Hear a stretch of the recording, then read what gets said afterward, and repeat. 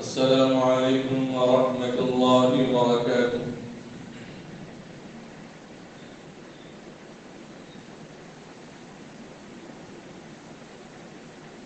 الحمد لله نحمده ونستعينه ونستغفره ونؤمن به ونتوكل عليه ونعوذ بالله من شرور أنفسنا ومن سيئات أعمالنا. من يهده الله فلا مضل له ومن يضلله فلا هادي له. ونشهد أن لا إله إلا الله وحده لا شريك له. ونشهد أن سيدنا وحبيبنا ونبينا وسندنا ومولانا محمدا عبده ورسوله. اللهم صل على محمد في أول كلامنا. اللهم صل على محمد في أوسط كلامنا.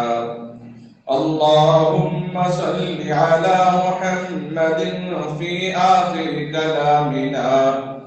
اللهم صل على محمد وعلى آله وأصحابه وأزواجه وأهل بيته أجمعين. أما بعد فأعوذ بالله من الشيطان الرجيم. بسم الله الرحمن الرحيم. شهر رمضان الذي أنزل فيه القرآن. وقال الله تبارك وتعالى في القرآن المبين: يا أيها الذين آمنوا كتب عليكم الصيام كما كتب على الذين من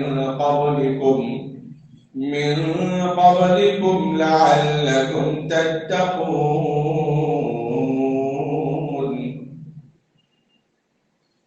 أما بعد فقد قال النبي صلى الله عليه وسلم: الصوم لي وأنا أجزي به.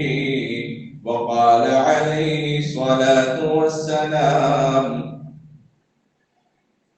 اللهم بارك لنا في رجب وشعبان وبلغنا رمضان. صدق الله مولانا العظيم وصدق رسوله النبي الكريم. نحن على ذلك من الشاهدين لمن الشاكرين والحمد لله رب العالمين.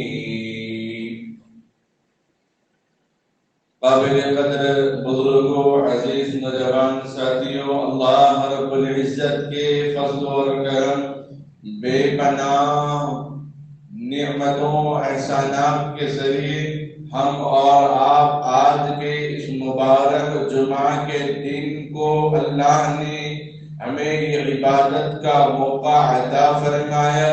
چند ہی ایام باقی رہ گئے رمضان المبارک کی آمد کے لیے. رجب سے ہم دعا کر رہے ہیں: اللہم بارک لنا فی رجب و شعبان. اے اللہ برکت عطا فرما رجب اور شعبان میں، اور ان دو مہینوں کے اعمال کی برکت سے رمضان المبارک کا مہینہ نصیب فرما.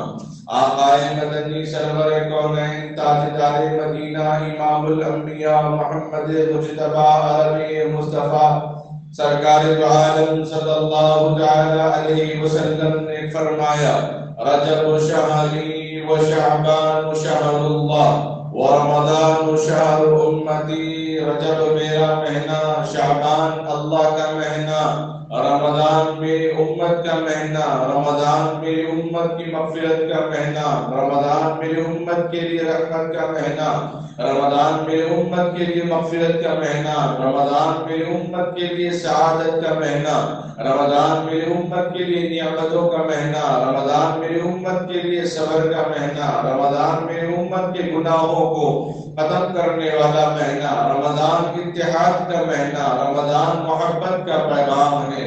رمضان میں اللہ نے نہ جانے کیسے کیسے پیغام عطا فرمائے ہیں۔ آخر اس رمضان کو اللہ نے مبارک کیوں بنایا؟ اس رمضان کو شرف قبولیت سے کیوں نوازا؟ اس رمضان کو سب مہینوں میں افضل کیوں کہا؟ اس رمضان کو اللہ نے پورے سال کے دنوں میں افضل رات کیوں کہا؟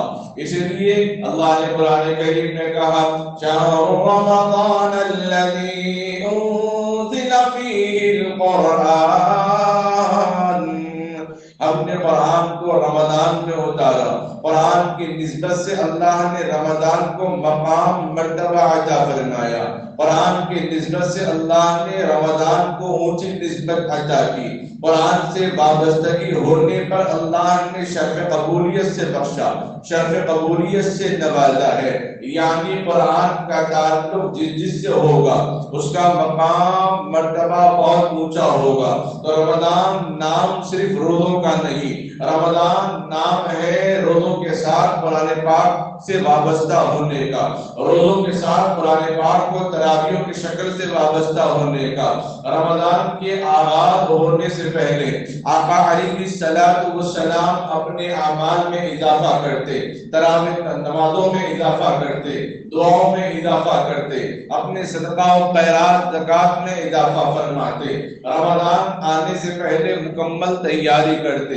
ہمارے اور آپ کے درمیان پھر دوبارہ الحمدللہ ثم الحمدللہ رمضان آ رہا ہے۔ نہ جانے گزشتہ رمضان میں کتنے لوگ ہمارے درمیان، ہمارے گھروں میں، رشتہ داروں میں، محلوں میں، ملک و ملت میں رہنے والے بڑے بڑے علماء، صلحاء، اپنے رشتہ دار، اپنے عزیز، اپنے اقارب، اپنے اولاد میں آج وہ ہمارے درمیان موجود نہیں ہے۔ اللہ نے مجھے اور آپ کو یہ سنہرا موقع عطا فرمایا، اللہ نے مجھے اور آپ کو یقین کی موقع عطا فرمایا، اللہ نے مجھے اور آپ کو یہ تدریج موقع عطا فرما رہے ہیں کہ رمضان کا استقبال اس کے چاند سے کیا جائے، رمضان کا استقبال قرآن پاک کی تلاوت سے کی جائے، رمضان کا استقبال اس کے مسائل سے کیے جائیں، رمضان کا استقبال اس کے معلومات سے کیے جائیں۔ کہیں رشتہ طے ہوتا ہو تو پہلے معلوم کرتے ہیں کہ لڑکے کے اندر کیا اچھائیاں ہیں، لڑکے کے اندر کیا کوالٹیز ہیں، خاندان کتنا اچھا ہے، خاندان کتنا فیمس ہے، خاندان کے لوگوں کا مزاج کیا ہے۔ یہ سب چیزیں معلوم ہونے کے بعد بات چیت کو آگے بڑھایا جاتا ہے۔ رمضان المبارک کا مہینہ ہمارے اور آپ کے درمیان آتا ہے اور چلا بھی جاتا ہے۔ کیا ہمیں معلوم کہ چاند کے مسائل کیا ہیں؟ کیا ہمیں معلوم تراویح کے مسائل کیا ہیں؟ کیا ہمیں معلوم سحر کے مسائل کیا ہیں؟ کیا ہمیں معلوم روزے کے مسائل کیا ہیں؟ کیا ہمیں معلوم افطار کے مسائل کیا ہیں؟ کیا ہم کو دیگر مسائل سے واقفیت ہے؟ اگر نہیں ہے تو رمضان کی تیاری اس کے علم سے کی جائے۔ عمل سے پہلے علم ضروری ہے، علم کے بغیر عمل ادھورا ہے۔ علم سے عمل میں جان پیدا ہوتی ہے، علم سے عمل کے اندر شان پیدا ہوتی ہے، علم سے عمل کے اندر نورانیت پیدا ہوتی ہے، علم سے عمل میں برکت عطا ہوتی ہے، علم سے عمل کی قبولیت عطا ہوتی ہے، علم سے اللہ اس کو اس کے عمل کے ذریعے سے قابلیت اس کے اندر عطا کرتے ہیں۔ جس کے عمل، جس کے نقل، جس کی حرکت اور جس کی عبادتوں کے وجہ سے اللہ نہ صرف خوش ہوتے ہیں بلکہ فرشتوں کے درمیان کہتے ہیں دیکھو میرا بندہ میری عبادت میں لگا ہے،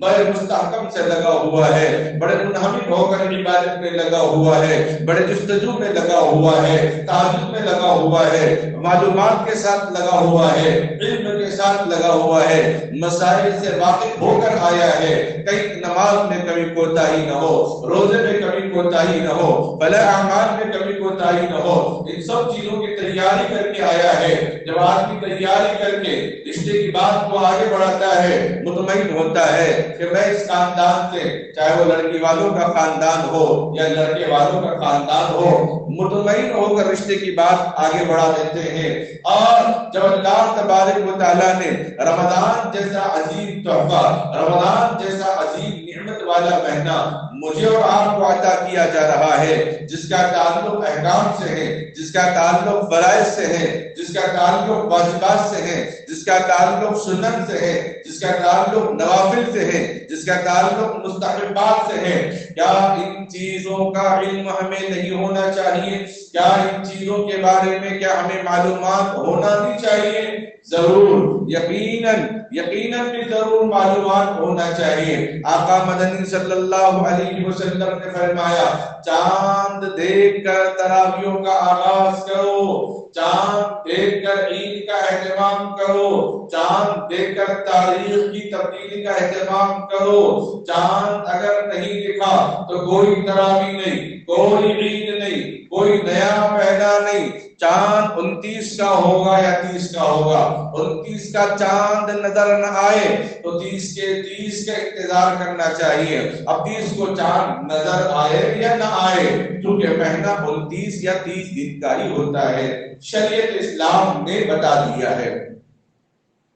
اللہ رب العزت نے رمضان کے مہینے کو چاند سے آغاز کرنے کا حکم دیا، چاند سے دیکھنے کا۔ رمضان کے آغاز یوں تو ہم نے رجب میں ہی شروع کر دیا، دعائیں شروع کر دی، تیاریاں شروع کر دی ہے۔ شعبان میں بھی الحمدللہ تیاریاں عروج پر ہے۔ قرآن کو سمجھ کر پڑھنے کی کوشش کرنا، قرآن کا ناظرہ صحیح کرنا، حافظ قرآن کا قرآن پختہ کرنا، روزانہ اس کا دور کرنا، اس کو سمجھنے کی کوشش کرنا چاہیے۔ چاند کے مسائل یہ ہیں، شریعت اسلام نے کہا اگر اپنے علاقے کے اندر کوئی دو مسلمان، یہ مرد بالغ ہو، باشعور ہو، عقل مند ہو، صاحب فہم فراست والا ہو، مجنون نہ ہو، پاگل نہ ہو، دیوانہ نہ ہو، بے ہوش کے عالم میں نہ ہو، ہوش باہوش میں، ہوش ہوشیاری کے اندر اپنے آنکھوں اور دل سے بیدار ہوتے ہوئے دو مسلمان گواہی دیں کہ میں نے 29 کو چاند دیکھا ہے، تو پھر قاضی، علماء، مفتیان ان کی صداقت کر کے اعلان کر دیں گے کہ چاند نظر آ گیا ہے۔ یہ دین اسلام، ذالک الکتاب لا ریب فیہ، غیب پر ایمان لے آنا، جس طرح خدا پر ایمان لے آیا، خدا کو دیکھا نہیں، خدا کو مانا، نبی کو دیکھا نہیں، نبی کو مانا، فرشتے کو دیکھا نہیں، فرشتے کو مانا، جنت اور دوزخ کو دیکھا نہیں، جنت اور دوزخ کو مانا، انبیاء کو نہیں دیکھا، انبیاء کو مانا گیا۔ ہم نے چاند نہیں دیکھا، لیکن ایک مسلمان بھائی کی زبان کی صداقت پر ہم نے اس کے ذکر ہوئے زبان کے الفاظ سے ہم نے یہ تصدیق کر لی ہے، یہ گواہی ہم نے قبول کر لی کہ میرے مسلمان بھائی نے گواہی دی ہے کہ چاند نظر آ گیا۔ ہم اس کی گواہی بھی ایسے ہی قبول کرتے ہیں جیسے ہم نے خدا کو مانا، جیسے ہم نے نبیوں کو مانا، جیسے ہم نے فرشتوں کو مانا ہے۔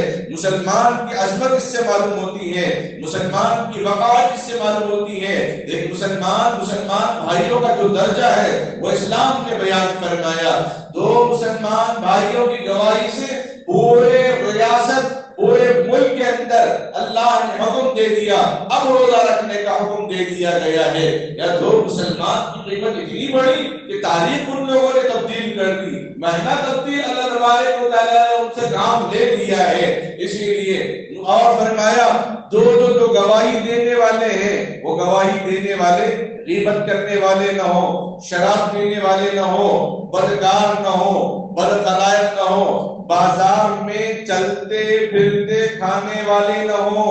بازار میں چلتے پھرتے کھانا یہ ہلکے پن کی نشانی ہے، ہلکے پن کی علامت ہے۔ اپنے مقام پہ رک کے کھایا، کسی ہوٹل میں بیٹھ کے کھایا، کوئی بات نہیں، لیکن چلتے چلتے کھا رہے ہیں تو شریعت نے اس کی گواہی ماننے سے انکار کر دیا۔ غور سے سننا، ہماری ماں بہنوں کو یہ پیغام پہنچانا جو صبح دیر ہونے کی وجہ سے اپنے روٹی کو رومالی شکل دے کر بیچ میں کسان جام یا پینے وغیرہ لگا کر چاکلیٹ لگا کر رول بنا کر دے کر پکڑا کے بیچتے ہیں کہ کھاتے چلے جاؤ یا بس کے انتظار میں بیٹھ جاؤ. تو اللہ کے نبی علیہ السلام نے چلتے پھرتے کھانے سے منع فرمایا، کھانے کے درمیان بیجا باتیں کرنے سے بھی منع فرمایا. چلتے پھرتے کھانے سے اور کھانے کے درمیان کھلکھلا کر زور سے باتیں کرتے ہوئے کھانا، یہ جان لیوا بیماری بھی ہو سکتی ہے، معدہ کمزور بھی ہو سکتا ہے، عقل میں فطور بھی آ سکتی ہے. دیکھیں نبی علیہ السلام کی ایک سنت کہاں سے کہاں جا رہی ہے. تو ایسے آدمی کی گواہی بھی قابل قبول نہیں جو بازار میں چلتے پھرتے کھا رہا ہو، جس کے رزق کا ادب احترام نہ ہو، جس کے رزق کی اہمیت نہ ہو، اس کی گواہی کو بھی شریعت نے نہیں مانا، تسلیم نہیں کیا. اگر ایک آدمی نے دیکھا اس کے بدلے دو عورتوں نے بھی دیکھا، کیونکہ ایک آدمی کی گواہی کے مقابل میں دو عورتوں کی گواہی ایک مرد کی گواہی مانی جاتی ہے. اگر دو عورتوں نے چاند کو دیکھا، ایک آدمی نے چاند کو دیکھا، تو اس کا اعلان کر دیا جائے گا. یہ ایک ریاست والے، ایک اسٹیٹ والے اتنے لوگ گواہی دے کہ ہمارے پاس چاند نظر آیا، ہمارے پاس چاند نظر آیا، ہمارے پاس چاند نظر آیا، تو پھر سبھی ملک والوں کو حکم دے دیا جائے گا وزارت کی جانب سے، مفتیان علماء کی جانب سے کہ بھئی چاند نظر آ چکا ہے، اس کا اہتمام کیا جائے گا. ہم اس بات پر یہ اعتماد کر کے نہ بیٹھیں بھئی ہلال کمیٹی چاند دیکھ لے گی، ہم اپنا کام کر لیں گے، نماز کے بعد سحر بجے گا تو تراویح ہے، اگر سحر نہیں بجے گا تو تراویح نہیں ہے. خوشی کی کوئی بات نہیں، لیکن چاند دیکھنے کی جو سنت ہے، چاند دیکھنے کی جو چاہت ہے، چاند دیکھنے کی جو طلب ہے، چاند دیکھنے کا جو مزہ ہے، چاند دیکھنے کا جو ثواب ہے، اس سے ہم محروم ہو جائیں گے. اپنے گھر کے صحن میں ہی صحیح، مسجد کے صحن میں ہی صحیح، کم سے کم چاند دیکھنے کا اہتمام کرنا. اللہ کی قدرت ہے، وہ اللہ کی مخلوق ہے، وہ ہمارے لیے خوشخبری کا پیغام لے آنے والا ہے. آسمان پہ نظر اٹھائیں گے، آسمان کو دیکھیں گے تو خدا کی بڑائی نظر آ جائے گی، خدا کی بڑائی دکھائی دے گی. اسی لیے قرآن کریم کے اندر ترتیب وار ذکر فرمایا ہے، آسمان کو دیکھو، بادلوں کو دیکھو، پہاڑوں کو دیکھو، زمین کو دیکھو. وَإِلَى الْأَرْضِ كَيْفَ خُلِقَتْ وَإِلَى السَّمَاءِ كَيْفَ رُفِعَتْ وَإِلَى الْجِبَالِ كَيْفَ نُصِبَتْ وَإِلَى الْأَرْضِ كَيْفَ سُطِحَتْ فَذَكِّرْ إِنَّمَا أَنْتَ مُذَكِّرٌ لَسْتَ عَلَيْهِمْ بِمُصَيْطِرٍ. آسمانوں کا، بادلوں کا، پہاڑوں کا ذکر کیا اور اونچے اونچے جانوروں کا. أَفَلَا يَنظُرُونَ إِلَى الْإِبِلِ كَيْفَ خُلِقَتْ. اونچے اونچے وہ اونٹوں کا بھی اللہ نے ذکر فرمایا. تو کبھی تو خدا کے عرشی دنیا کو بھی دیکھ لیں، کبھی تو آسمانی دنیا کو بھی دیکھ لیں، اللہ نے کیسے آسمان بڑا بنایا ہے. تو گواہی کے بارے میں فرمایا کہ دو آدمی جو ایماندار ہوں، مومن صفات والے ہوں، گواہی دے تو چاند کی گواہی مانتی جائے گی، اس کے بعد پھر تراویح کا اہتمام ہوگا. شریعت اسلام میں 12 کے بعد پی ایم نہیں ہے، 12 کے بعد اے ایم نہیں ہے، 12 کے بعد صبح نہیں ہے. شریعت اسلام میں مغرب کی اذان کے ساتھ ہی تاریخ بدل جاتی ہے، دن بدل جاتا ہے. شریعت نے پہلے رات کا انتخاب کیا، اس کے بعد دن کا انتخاب کیا. دلیل یہ ہے کہ چاند دیکھ کر روزہ نہیں رکھتے، پہلے چاند دیکھ کر پہلے تراویح پڑھتے ہیں، اس کے بعد سحری کر کے روزہ رکھتے ہیں. تو چاند دیکھنے کے بعد سب سے پہلا کام پہلے دن تراویح پڑھ کے، پھر 27 کی رات کو تراویح پڑھنا نہیں ہے، پہلے دن تراویح پڑھ کے چاند دیکھ کر تراویح کا آغاز کیا تو چاند دیکھ کر ہی تراویح کو چھوڑنا ہے. کوئی آدمی قرض میں مبتلا ہے، اپنے دوست کے پاس آئے، بھائی سہیل میرا قرضہ اتنا ہے، فلاں فلاں آدمی مجھ سے بحث کر رہا ہے، ذرا تم پیسے فلاں فلاں چیزوں کا انتظام کرنا ہے یا فلاں پیسے وصول کرنا ہے. بھائی دیتے وقت میرے کو بولے کیا نہیں بولے، میں ذمہ دار نہیں، میں آپ مدد کروں گا، نصرت کروں گا. جب ابتدا میں مجھے ساتھ میں نہیں رکھے تو اس درمیان میں بیٹھ کر میں کیا فیصلہ کروں؟ میں گواہ تو نہیں بنا تھا درمیان میں پہلے سے. اگر میں گواہ بنتا تمہارے لینے دینے کے درمیان تو تمہارے لینے دینے کا معاملہ جب تک ختم نہیں ہوتا قیامت تک میں گواہ بن کے رہنا میری ذمہ داری ہے، شریعت نے مجھے حکم دیا ہے۔ اب چاند دے کر ہم نے رمضان کا اعلان کیا، چاند دے کر تراویح کا آغاز کیا، درمیان میں کس نے کہا تراویح چھوڑنے کو؟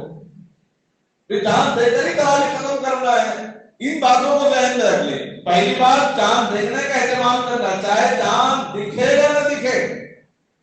آدمی سامنے بھائی کام ہو گیا، فون پے کر دیے، پے ٹی ایم کر دیے، فلاں کر دیے، ہاں کر دیے، ابھی وہ آیا بھی نہیں، دیکھنے کے انتظار ہے، بار بار ابھی نہیں آیا، ابھی نہیں آیا، اس کو جانے نہیں دے گا دکان سے، پہلے پیسے آئے تو اس کے بعد آپ یہاں سے جانا پڑے گا۔ اسی طرح قبل الوقت پہلے سے ہی چاند دیکھنے کا اہتمام کرنا۔ بچوں کے اندر بھی رجحان پیدا ہوگا کہ ہمارے شریعت اسلام میں دن دیکھنے کا، مہینہ دیکھنے کا، سال دیکھنے کا آغاز چاند سے ہوتا ہے۔ اللہ نے ایک ہی دن کو فکس بھی نہیں کیا چاند کو، 29 کو ہی آئے گا، 31 کو ہی آئے گا۔ کیوں؟ اگر اللہ تعالیٰ متعین کر دیتے تو ہم بولتے کہ چاند کے اندر کوئی خوبی ہے جو برابر وقت پہ آتا، برابر 29 کو ہی آتا، پھر لوگوں کا خیال خدا کی طرف نہیں جاتا۔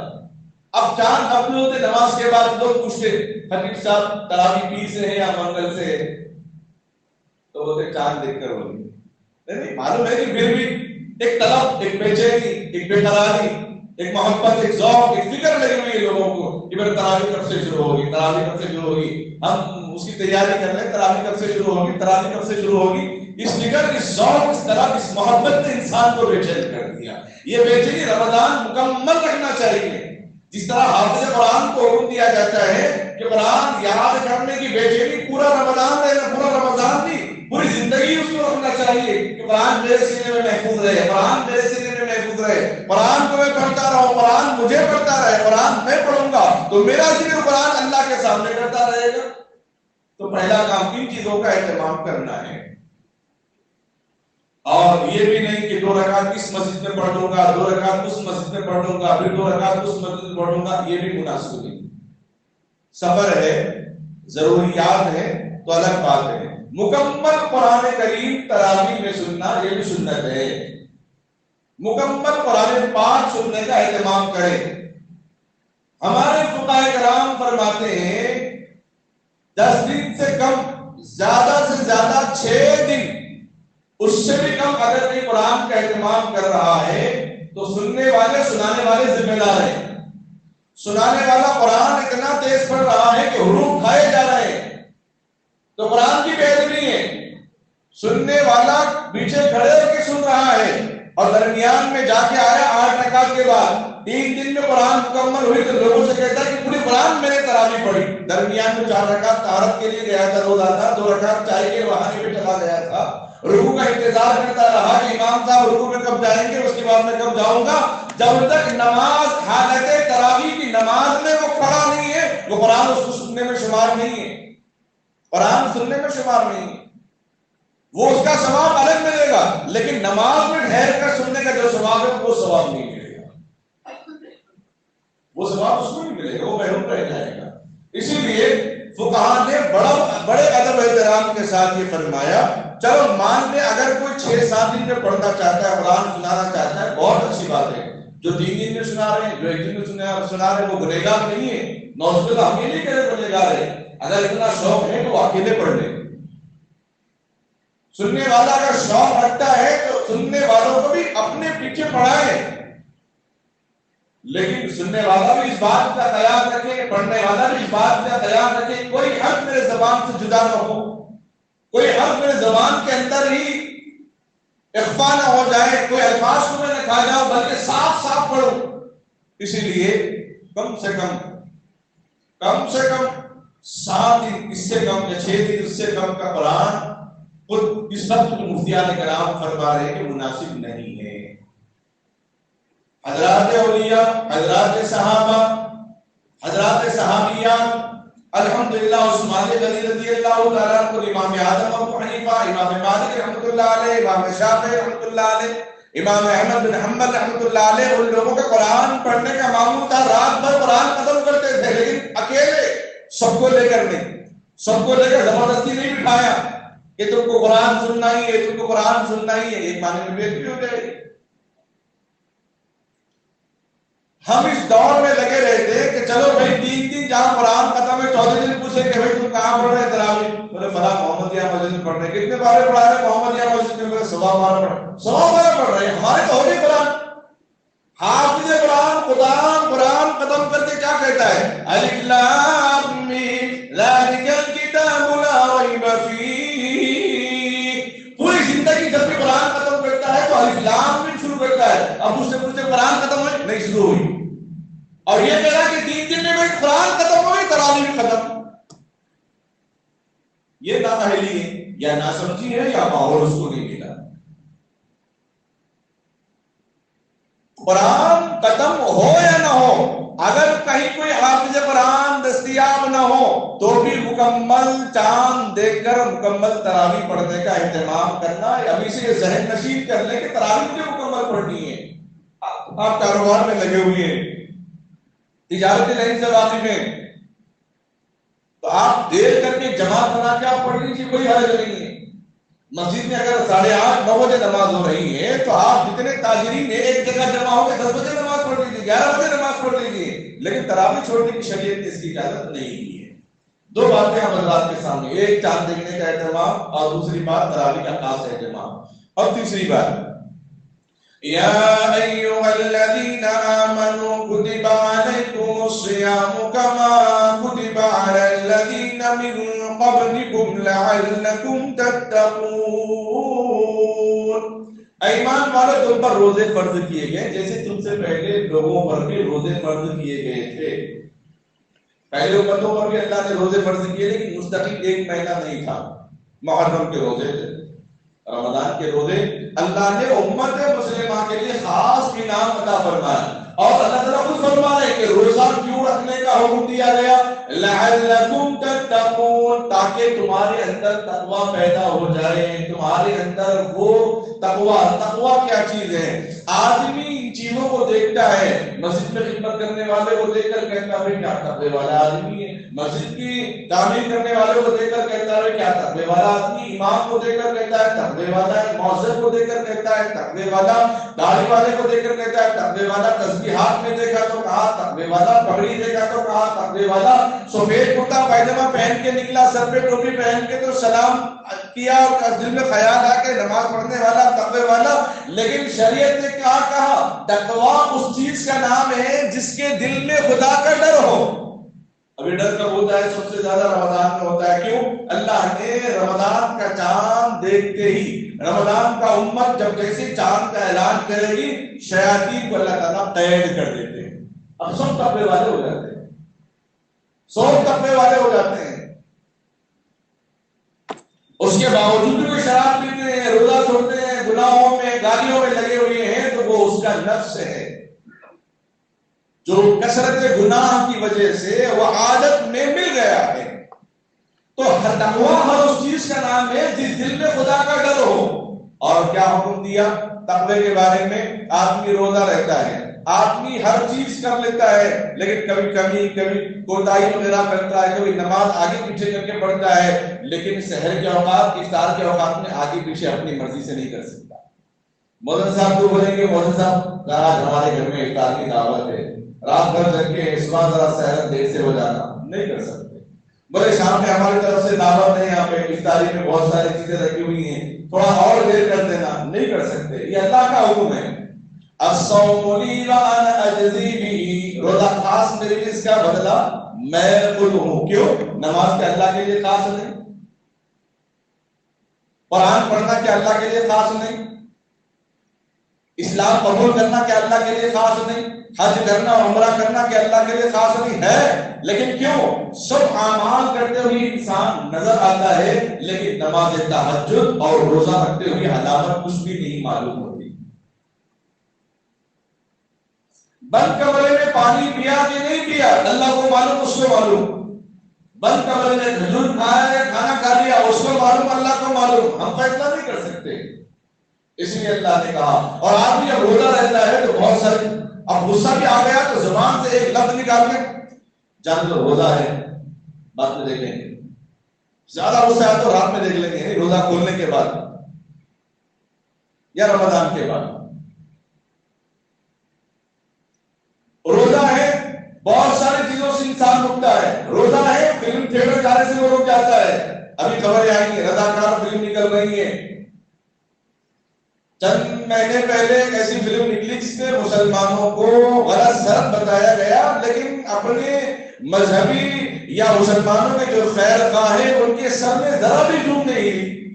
اب نوجوان جوش میں آ کے بعض جگہ پر نعرے بازی لگاتے رہے کہ اس طرح نہیں ہونا چاہیے، اس طرح نہیں ہونا چاہیے، لیکن وہ چیز وہ فلم برابر چلتی رہی. اب میں اس کا نام دوں گا تو آپ جا کے ریسرچ کریں گے، پی آر پی بڑھا دیں گے اس کی.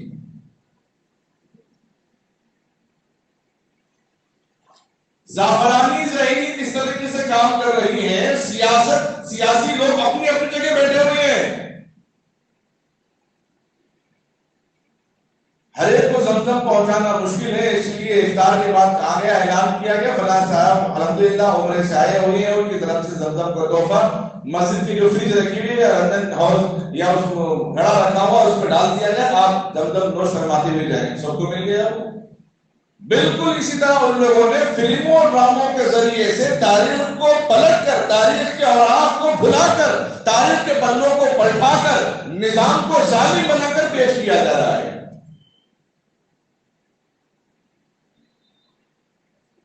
شہر حیدرآباد کے اندر پہ فلم ریلیز ہونے والی ہے واٹس ایپ کے اندر، اور اس کی کیا کہتے ہیں اس کے ایڈورٹائز وغیرہ آگے کہ نظام ایسا انہوں نے ظلم کیا. حالانکہ دنیا جانتی، شہر ملک نہیں، شہر ہمارا صرف ہندوستان نہیں، پوری دنیا جانتی ہے ملک ہندوستان کی دفاع کے لیے، ہندوستان کی حفاظت کے لیے، ہندوستان کے تحفظ کے لیے کتنے ہزار ٹن سونا نظام سردار نے دیا ہے. اس کے باوجود بھی جنات کے ساتھ نظام کے تعلقات کی شکل میں پیش کر کے ایک پروجیکٹ انہوں نے چلا دیا واٹس کے اندر. اور وہ فلم ریلیز ہونے والی ہے جو غیر مسلم اضلاع سے اتحادوں سے آگے بسے ہوئے ہیں. اب وہ دیکھیں گے، اس کے بعد بازار میں اپنا رنگ دکھائیں گے، دکانوں میں اپنا رنگ دکھائیں گے، اسکولوں میں اپنا رنگ دکھائیں گے، کاروبار میں اپنا رنگ دکھائیں گے، آفس میں اپنا رنگ دکھائیں گے. اپنے پاس ماتحت کام کرنے والے خادم نوکر کے درجے میں رہنے والے مسلمانوں کے پاس اپنا رنگ دکھائیں گے. کام کرنے والی ہیں تو گھر کے اندر مسلمان عورتیں مجبوراً جا رہی ہیں، بیوہ بن کے گئی ہیں، طلاق شدہ طلاق لے کر مجبوراً کام کرنے کے لیے جب جاتی ہیں نا، ان کے اوپر وہ اپنا رنگ دکھاتے ہیں. اللہ حفاظت فرمائے. یہ پیغام بتانا ضروری تھا تو درمیان میں میں نے یہ پیغام بتا دیا. تو تقوی روزے سے انسان بہت ساری چیزوں سے رکتا ہے. اللہ فرماتے روزہ اس لیے تاکہ تمہارے اندر تقوی پیدا ہو.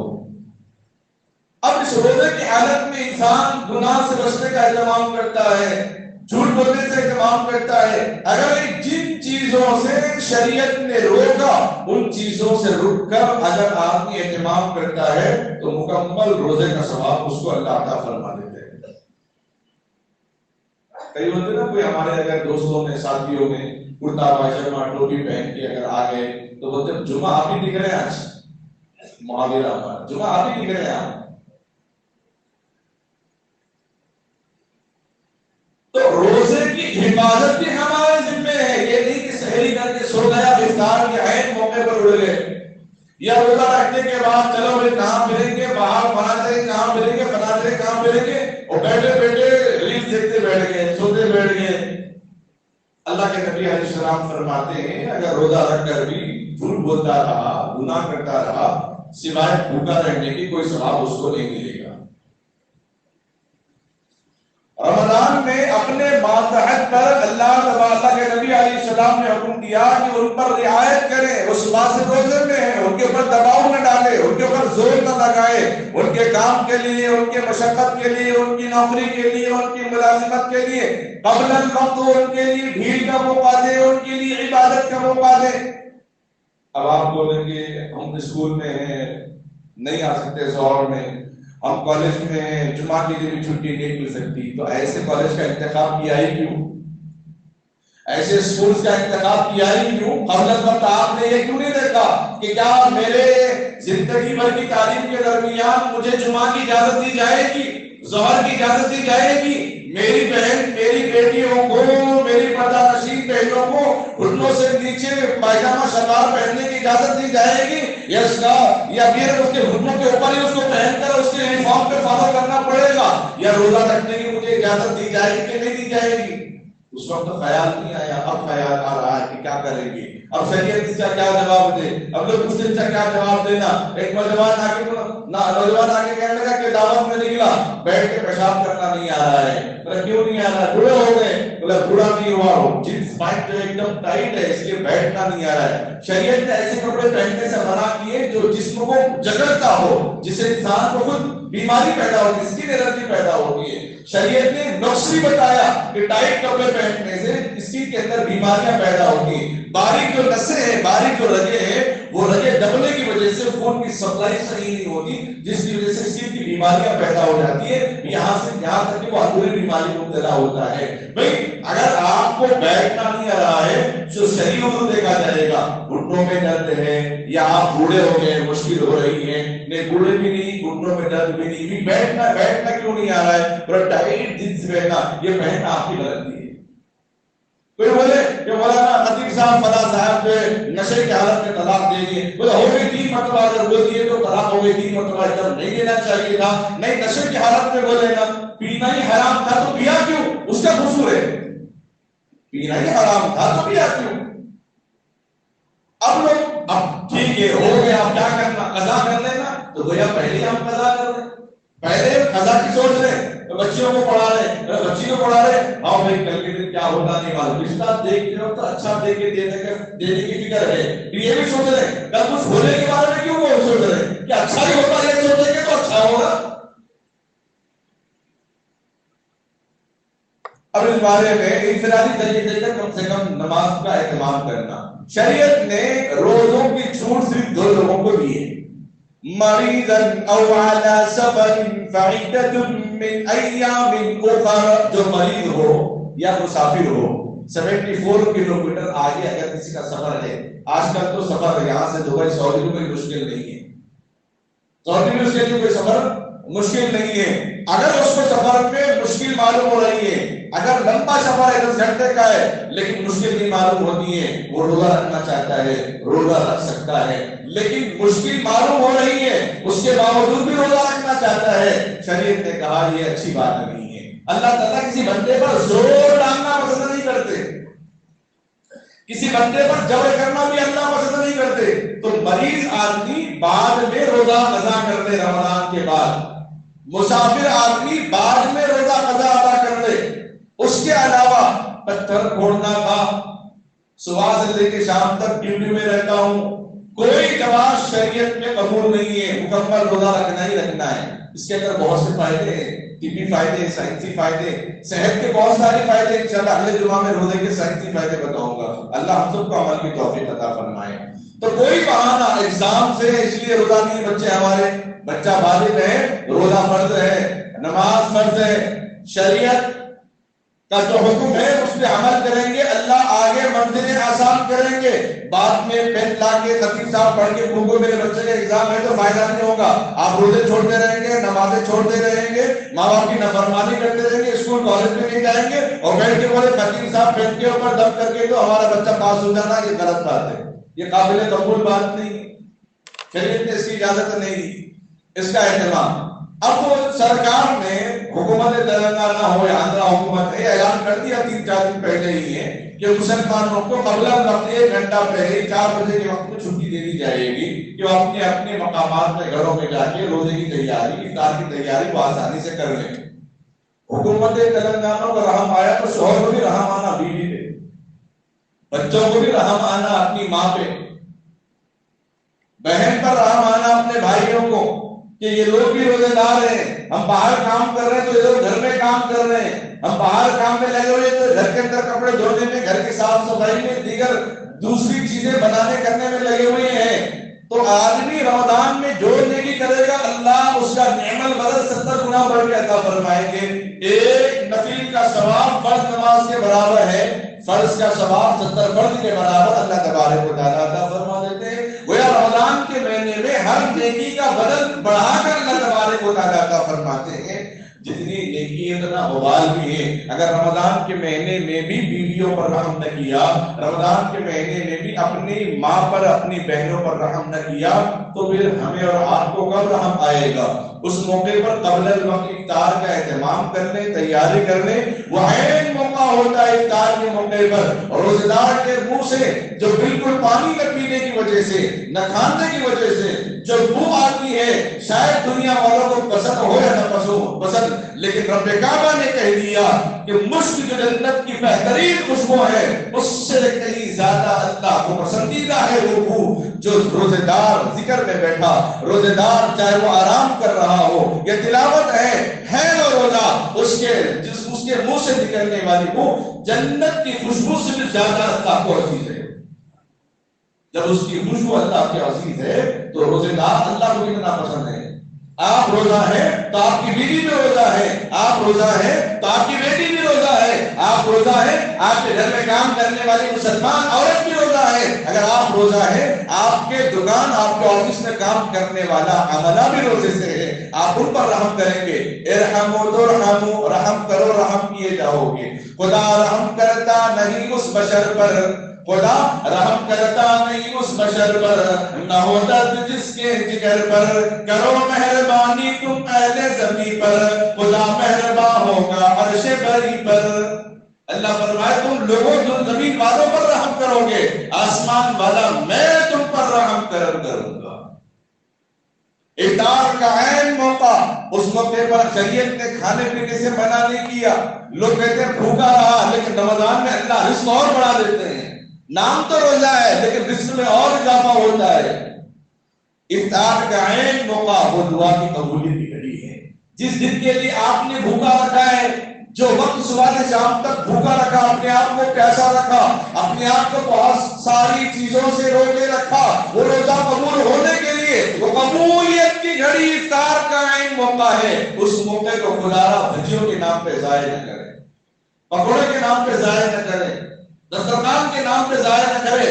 کچھ ہو یا نہ ہو، پانی اور کھجور دستیاب ہو جائے تو روزہ سنت کے مطابق ادا ہو گیا، عبادت الحمدللہ اللہ کی مرضی اور اللہ کے منشا کے مطابق ہو گئی۔ افطار کے بعد آپ جو چاہے حلیم خوش ہے، آپ کو کوئی پوچھنے والا نہیں ہے، لیکن دعا کے عین موقع پر، حلیم کے انتظار میں، دعا کے عین موقع پر، بلا افطاری اور فلاں فروٹ سلاد کے انتظار میں اگر وقت ضائع کر رہے ہیں تو پھر گیا وقت بھی ہاتھ آتا نہیں، گیا وقت میں ہاتھ آتا نہیں۔ ان چیزوں کا اہتمام، اور رمضان میں تہجد کا خاص اہتمام کرنا، روزانہ لوگ جاگنے کا اہتمام کرتے ہیں، لیکن رمضان میں عبادت کا اہتمام کرنا اور صبح سحر میں اٹھے وقت تہجد کا خاص اہتمام کرنا۔ 2 رکعت نماز تہجد، 2 جوڑیاں ہیں، تہجد خاص اللہ کے لیے، روزہ بھی خاص اللہ کے لیے۔ جب کوئی تہجد پڑھتا ہے خدا کے علاوہ کوئی نہیں دیکھتا، اسی لیے تہجد کی جماعت کے لیے زور نہیں دیا گیا ہے، کیونکہ تہجد خاص اللہ کے لیے ہے اور روزہ خاص اللہ کے لیے۔ روزہ دار کی گواہ اللہ کو دینے والا ہے، اور تہجد پڑھنے والا، اس کی نمازی کی گواہ بننے والا بھی خود اللہ تبارک و تعالی ہے۔ اسی لیے ان 2 چیزوں کو نہ چھوڑیں اور شام کے وقت میں ایک دوسرے کی مدد اور نصرت کرنے کا اہتمام کرتے رہیں۔ پڑوسیوں کے اندر بھی اپنے افطار بھیجنے کا اہتمام کرتے رہیں۔ اپنے محلے کے اندر غریب ہے، یتیم ہے، اسیر ہے، ہو سکا تو رمضان سے پہلے شاپنگ کا اہتمام کریں۔ جو چیزیں لینا ہے، شریعت نے نہ جمعہ نہ عیدین کسی موقع پر بھی نیا کپڑا پہننے کا حکم نہیں دیا۔ نیا کپڑا اگر پہننے کا حکم دیا ہوتا تو شریعت غریبوں کے لیے بھاری پڑ جاتی۔ غریب لوگ کہاں سے نیا کپڑا خریدیں گے؟ شریعت نے بس اتنا کہا صاف ستھرا کپڑا پہننا چاہیے۔ جمعہ اور عیدین میں صاف ستھرا، کوئی نیا پہنتا ہے بہت اچھی بات ہے، نیا کسی کو دیتا ہے بہت خوب، بہت اچھی بات ہے، تو اسی لیے قبل الوقت اس کا اہتمام کر لیں، ورنہ رات کے تراویح کو چھوڑنا، عبادت کے ماحول کو چھوڑنا، فرشتے ہر جگہ ندا لگا رہے ہیں، صدا لگا رہے ہیں، آواز لگا رہے ہیں، کون ہے مانگنے والا آئے، وہ اللہ کی رحمت سے مستفید ہو، مغفرت اللہ کرنے والے، توبہ قبول کرنے والے، قرضہ اس کا ادا کرنے والے، نکاح اس کا ادا کرنے والے، پریشانیاں اس کی دور کرنے والے، اولاد دور کریں گے اللہ تعالیٰ، مانگو آج، تو اس وقت کو ضائع نہیں کرنا چاہیے۔ اس لیے قبل وقت اس کا اہتمام کرتے رہے، دعاؤں کا خاص اہتمام کرتے رہے۔ عالم اسلام کے لیے بھی دعا کا خاص اہتمام کرنا ہے، تو اسی لیے رمضان کا جو مبارک مہینہ ہے وہ بطور مہمان بن کے آیا ہے، مستقل ہمارے درمیان یہ رمضان کا مہینہ نہیں رہے گا۔ اللہ سے خوب دعا کریں، ان دعاؤں کا اہتمام کریں۔ جو پہلا عاشرہ رحمت کا اللہ تبارک و تعالیٰ نے جو عطا فرمایا ہے، اس بات کا خاص دھیان رکھیں، قرآن پاک مکمل پڑھنے، تراویح مکمل پڑھنے کا اہتمام کریں، اور رمضان کے مطابق اگر آپ حضرات اللہ کی کتاب میں اگر دیکھنا چاہتے ہیں تفصیل سے باتیں موجود ہیں، اردو کے اندر انگلش میں دونوں کتابیں موجود ہیں، صرف 100 روپے اس کی قیمت ہے، اس میں تفصیل سب چیزیں اس کے اندر رمضان کے احکام کے متعلق، چاند سے لے کر عیدین شوال کے روزے کے متعلق اہم باتیں اس کے اندر موجود ہیں، انگلش کی زبان اور اردو زبان میں باہر دستیاب ہے، آپ جاتے ہوئے آپ ضرور لے کر جائیں انشاءاللہ۔ مسجد انتظامیہ کی رہبری اور نگرانی میں اور ان کی خوشی کے اس موقع پر ادارہ مدینہ العلوم کے ایک طالب علم، کم سے طالب علم جو نرسری سے الحمدللہ 4 کلاس تک انگلش میڈیم کی تعلیم حاصل کرنے کے بعد مکمل قرآن پاک آج اس طالب علم نے حفظ مکمل کیا ہے۔